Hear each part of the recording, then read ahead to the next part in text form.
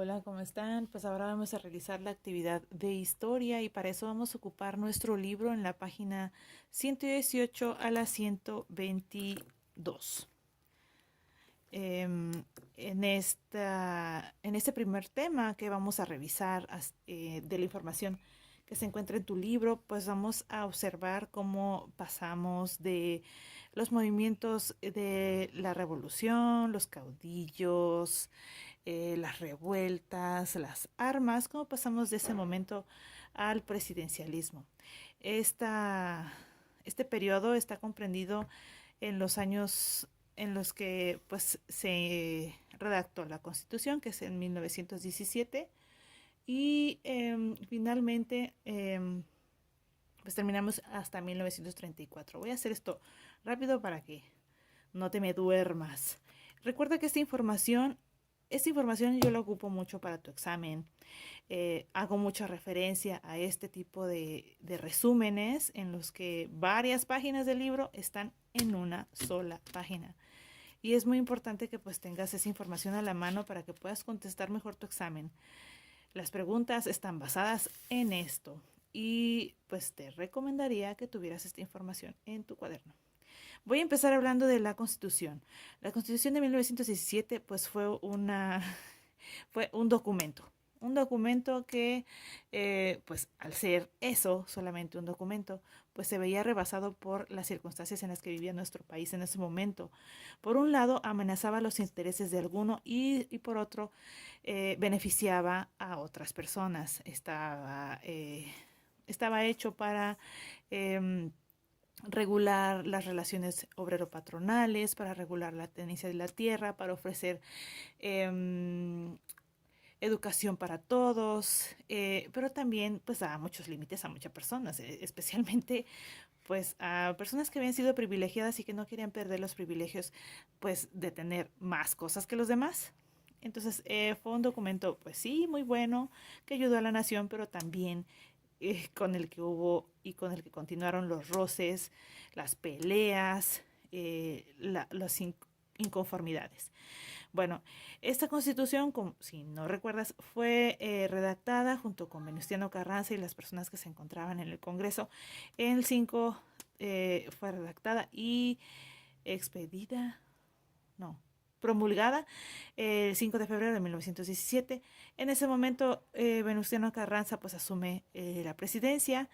Él se encargó de inaugurar y de poner en marcha este nuevo gobierno a favor de pues el pueblo y apoyado por las instituciones. Pero, pero, eh, pues, como te digo, este documento pues no pudo negar las realidades tan agrestes que vivía la población de nuestro país. Principalmente había una gran crisis económica. Sí, hay guerras y eso, lo que termina o con lo que quedas después de pues estos movimientos violentos, pues es crisis. No hay empleo, no hay alimento, no hay seguridad. Entonces es un momento difícil para la población y entonces empiezan a generarse pues inconformidades, como te digo, roces, peleas, enfrentamientos, un grupo contra otro, ya no sabes ni para dónde ir. Y entonces se genera un movimiento armado que desconoce el mandato de Venustiano Carranza. Muy triste porque pues, fue una persona que pues buscó siempre establecer pues documentos, seguir la ley, pero pues tú sabes que la ley, los documentos, pues, eh, pues quedan a deber, ¿no? Las circunstancias son más grandes, más complejas, más difíciles de solucionar que con un documento simplemente. Entonces, lamentablemente, empieza a quedarse solo otra vez Benistena Carranza, lo empiezan a amenazar, se tiene que ir de, o sea, imagínate, se tiene que ir o huir de donde está generando o de donde está dando su mandato. Y su final es muy feo. Ahí en tu libro no me dicen, ay, murió asesinado. Pues no, murió muy horrible, de una manera muy fea. Igualmente como fallecieron Emiliano Zapata, Álvaro Obregón y muchas otras personas en la historia de México. De veras que son finales que, muy feos. Si tú tienes la oportunidad de saber o de investigar cómo murió, adelante, pero es un final muy feo. Finalmente, porque pues fue una persona que nos ofreció la constitución que sigue presente hasta ahora, y que la hayamos pagado con ese tipo de moneda, qué feo, qué gacho, la verdad. Pero bueno, eso es otra cosa. Ya, pues Venustiano Carranza muere, lo asesinan horriblemente, y entonces pues necesitan a alguien para que lo cubra. Y entonces llega Adolfo de la Huerta, que ocupó de manera temporal la presidencia mientras organizaban las elecciones. Se organizan las elecciones y pues en ese momento pues se gozó un poquito de más estabilidad, porque pues era una persona que pues estaba asesorada, etcétera. Se realizan las elecciones, gana Álvaro Obregón y se encuentra en el mandato desde 1920 hasta 1924. Realizó el reparto agrario, que es el reparto de las tierras para trabajar, para producir, los plantíos, las plantaciones, lo que va a producir o que lo que va a resolver y ayudar a mitigar la crisis económica. Entonces, pues eso es un gran alivio. Posteriormente protegió la propiedad privada, se ganó el apoyo de obreros, campesinos, del gremio trabajador y también de sus adversarios políticos, lo que igualmente generó estabilidad. Él se encargó de inaugurar la SEP, la Secretaría de Educación Pública, en 1921. Modificó, desgraciadamente, se le ocurrió un día, ¿qué creen? ¿Qué tal si me reelijo así como don Vicente, así como don Porfirio Díaz? Y pues esa fue su sentencia.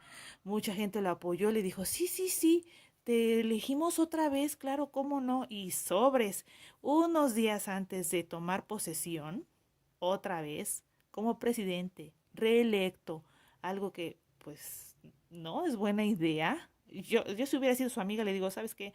Mejor olvídate de esa idea, olvídate de eso, porque estoy segura de que te vas a meter en un problema grande. Y pues así fue.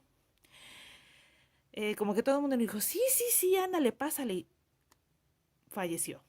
Bueno, ¿qué digo falleció? Lo asesinaron. Igualmente murió en una forma muy fea, creyendo que iba a ser presidente otra vez. Y nadie le dijo, oye, no es buena idea. ¿Ya viste lo que le pasó a don Porfirio?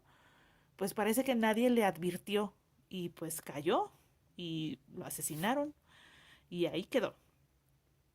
Este momento es muy cruento, como muchos otros episodios de nuestro país o de nuestra nación, pero pues ya estaban atentando con el presidente, no contra gente como tú y como yo, que tal vez la historia pues puede que no quede recordado, pero pues ya atentar contra el presidente, organizarte para matar al presidente, oye, eso es terrorismo. Pues esos eran esos tiempos de terror. Eh, es un boom, ¿no? La noticia de que asesinaron al presidente Álvaro Obregón, a pesar de todo lo que logró, la estabilidad, etcétera, etcétera. Ahora, ¿quién viene? Es la gran pregunta. Y pues llega este momento para esta figura histórica que es el jefe máximo. El jefe máximo era don Plutarco Elías Calles. Eh, este, esta persona o este ciudadano fungió como presidente de 1924 a 1928, impulsó reformas para favorecer el desarrollo económico y social. Voy a subrayar esto de las reformas. Creo que no he subrayado nada, ¿verdad? Voy a subrayar lo del reparto agrario, lo de la propiedad privada, el apoyo de obreros. Eh, Modificó, esto es lo importante, lo de la SEP. Eh, ¿Quién brindó estabilidad? Adolfo de la Huerta. Eh, lo de esta parte y lo de la crisis económica. Bueno, eso es muy importante. Plutarco Elías Calles pues creó el Banco de México en 1925, que pues yo digo, antes de ese tiempo pues no había banco donde guardaras tu dinero, pues lo tienes que guardar, no sé, en tu casa, en tu colchón. Y pues Plutarco Elías Calles se centró en ofrecer pues nuevas alternativas y nuevos lineamientos para el desarrollo económico y social, pero también tuvo un tropezón: modificar el artículo 130, en el que pues fue el origen de la Guerra Cristera en 1926. esta, este artículo, como viene en tu guía, pues limitaba mucho las acciones y las actividades que podía hacer la iglesia. Y pues se generaron enfrentamientos con feligreses, sacerdotes, etcétera. En 1929, después de hacer todo este revuelo, la iglesia reconoció el gobierno, o sea, la autonomía que tenía el gobierno para, pues, retirarle privilegios y que, al igual que todos, la iglesia tenía que obedecer la ley. Eso sucede hasta 1929, o sea que son todos estos años de enfrentamientos con la Iglesia Católica. Y pues Plutarco Elías Calles termina en 1928 su mandato, pero entre 1928 y 1934 él sigue siendo una gran influencia para las personas que ocupaban la silla presidencial. Él sigue influyendo a través de otras personas. Todo el mundo sabía que quien mandaba, el jefe máximo, aunque él no ocupaba la silla presidencial. Por eso se le conoció a este momento de la historia como el Maximato, porque a pesar de que él ya no ocupaba ese lugar como presidente, seguía siendo pues la figura máxima, el que decía que se hacía y que no. Pues muy hábil, ¿no? Porque